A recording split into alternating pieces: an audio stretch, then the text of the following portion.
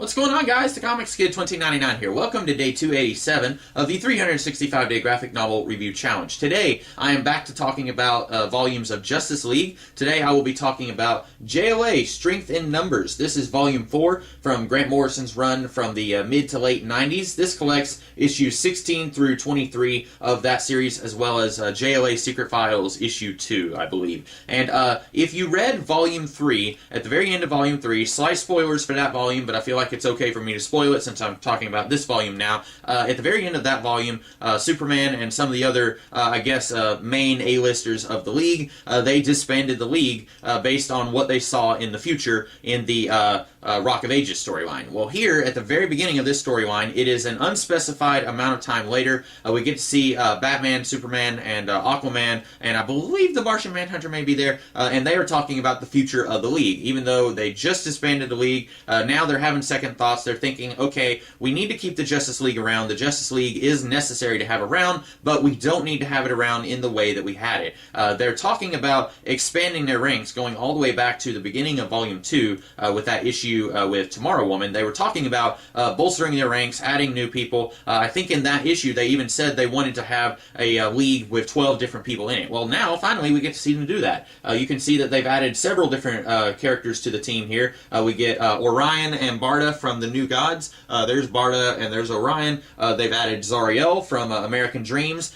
He's back in the team now, or he's fully in the team. We get the Huntress, Plastic Man. I don't know if you guys can see any of this that I'm pointing to.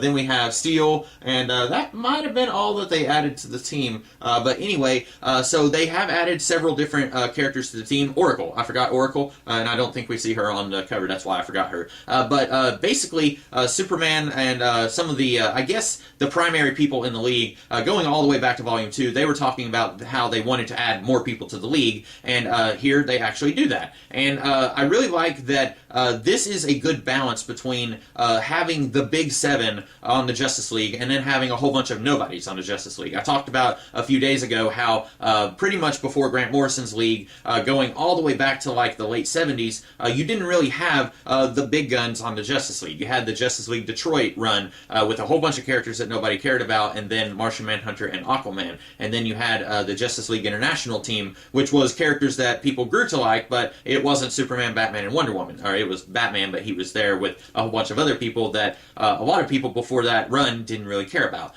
This is able to have the best of both worlds. You have the big guys that everyone wants to see on the Justice League, but then you also have a bunch of, I don't want to say C-list characters, but I think I'll go that far. Plastic Man, before this run, I don't know if people actually cared about Plastic Man. I don't think anyone actually had any memories at all about the Jack Hole Plastic Man stuff from the 1940s. People knew that he was a character, but they didn't really have any thoughts on Plastic Man. So he was a C-lister, I would say. Orion and Big Barda, people knew of them from the Jack Kirby stuff, but they had never really done anything in the DC universe. So I would say that they are kind of C-listers as well. Huntress might be one of the more well-known of the new additions to this team.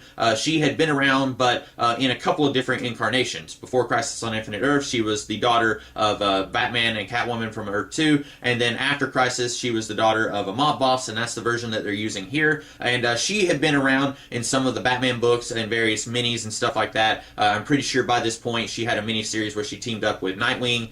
So we got to see her doing stuff here and there in the Batman universe, and now we're kind of promoting her into the big leagues, no pun intended. This book, it has some pretty good character stuff. It almost feels like the character stuff has kind of taken a backseat in this volume compared to what we got to see in some of the other volumes, and I think that's because this book is trying to do a whole lot. It's bringing the Justice League back. It's bringing a whole bunch of other characters into this book as well, so we're not getting to see really good, quiet character moments between Wally and Kyle, for example, because we've also got Plastic Man, Steel, Orion, Barda, Oracle's in there on the side, the Huntress, Zariel. We've got a whole bunch of other characters thrown in there, so the character moments are not as plenteous as I would like to see them be. But every now and then we get some really good character moments. For example, the last two-parter in this book is one where Starro makes his return. And I don't know if we had seen Starro since the 80s. I know at one point in the Justice League International days, there was a crossover between Justice League International and Justice League Europe, and I'm pretty sure there was a Starro crossover somewhere in there. I may be mistaken, but I don't know if we had seen Starro since that time. So this brings back Starro, and if we didn't see Starro in the 80s, and I'm vague on that, I don't remember if we did, if we hadn't seen him, then it had been since like the 60s since we saw Starro. So that's something I'm pretty sure Grant Morrison was just paying homage to a story that he loved when he was a youth, because he is a huge Silver Age fan. You can tell whenever you read stuff like All-Star Superman or his Justice League run that he really is just exercising a lot of his love for the Silver Age in these stories. But in that two-parter, we get to see what I think is a really great character moment. We get to see the Sandman from Neil Gaiman's Sandman, specifically slight spoilers for Neil Gaiman's The Sandman, but it's the second Sandman, not Morpheus, but it's Daniel, who is the son of what's-her-face from... Lita, is that her name? It's been a while since I've read The Sandman. It's the Fury character from Infinity Inc. That character, anyway. So the Sandman is talking to Kyle Rayner, and he says, "You will be the best Green Lantern. You will surpass Hal Jordan." And Kyle Rayner, one character trait that we could use to describe him in this series is that he's incredibly immature, but another one is that he's incredibly insecure. And I really like that he is prophesied that he will become a greater Green Lantern than Hal Jordan. Now, a lot of people out there like Hal Jordan. I am not one of those people. I've always thought that Hal Jordan was an incredibly boring character until Jeff Johns brought him back in the mid-2000s. It's not great when a character's been around for like 50 years and then he only just gets a personality in 2006, 2007. Now, some people will say, oh, he had a personality before that. I think if you go back and look at a lot of the stuff from the 60s, 70s, and even the early 80s, he was basically just a cardboard cutout. I never really liked Hal Jordan. I never liked that he was brought back and Kyle Rayner basically had to take a back seat for a really long time, and even now isn't doing as much in the DC Universe as I would like to see him do. So I like this. I like that we get to see, at least in Grant Morrison's mind, that Kyle Rayner will one day become a better Green Lantern. I thought that was a really good, kind of quiet, almost blink and you miss it character moment there for the Sandman and Kyle Rayner.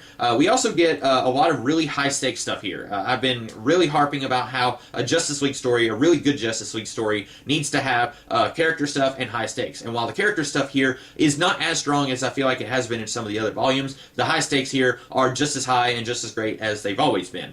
We get a two-parter here that's actually written by Mark Waid and not Grant Morrison, and that has Adam Strange kidnapping the Justice League and bringing them to Rann, and it's all part of his master plan because there are these evil aliens that are holding the planet Rann hostage, and he's trying to defeat them, and that's a really good character issue. It ends on a very somber note, and I feel like that's Mark Waid trying to get the character of Adam Strange kind of back to his status quo, because in the 80s, Adam Strange had at least one miniseries, maybe two, that kind of broke his status quo where he was on Earth and he tried to get to Rann, and he could only go there like twice a year or something like that.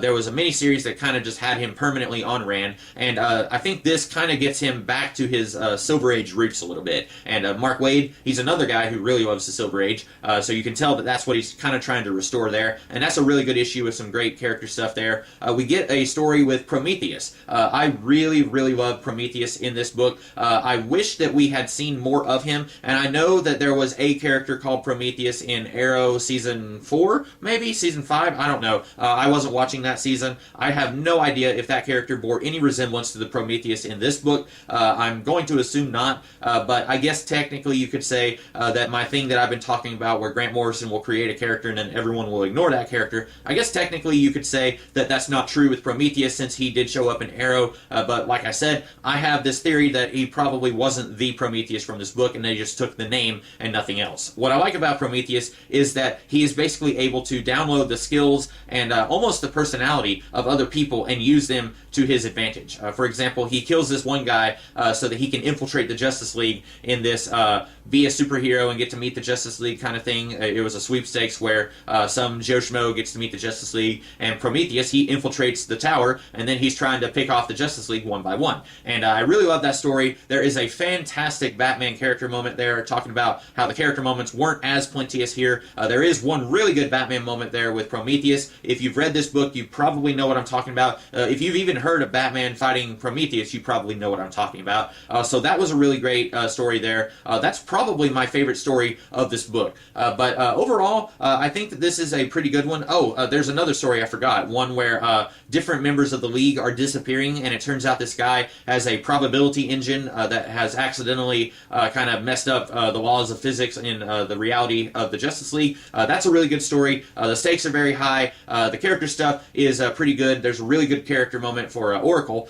She doesn't get to do a whole lot in this volume, but there's a really great character moment there for her. I guess maybe I should take back what I said about there not being as many character moments. It just seems like, since this book is quite a bit bigger than some of the other volumes of Justice League that I've talked about, that the character moments aren't as rapid fire as they have been in some of the other volumes. But overall, I really like this volume quite a bit. So far, the streak continues. This series is still just as good as it has been for all the other volumes. If you are still kind of unsure, please go ahead and check out this series. You could even start with this volume if you wanted to. I think that other than them talking about visiting the future and trying to course correct the course for humanity, really you could just jump right into this volume if you wanted to. I would still recommend go and check out the other 3 volumes, but if for some reason you're not able to get a hold of those, you can definitely read this, and it starts as a great jumping on point for anyone who wants to get into the Justice League. So those are my thoughts on JLA Strength in Numbers. I hope that you guys liked this video, and if you did, be sure to like, share, comment, and subscribe, and I will be back tomorrow with a different video. In the meantime, you guys have a great rest of the day. Catch you later.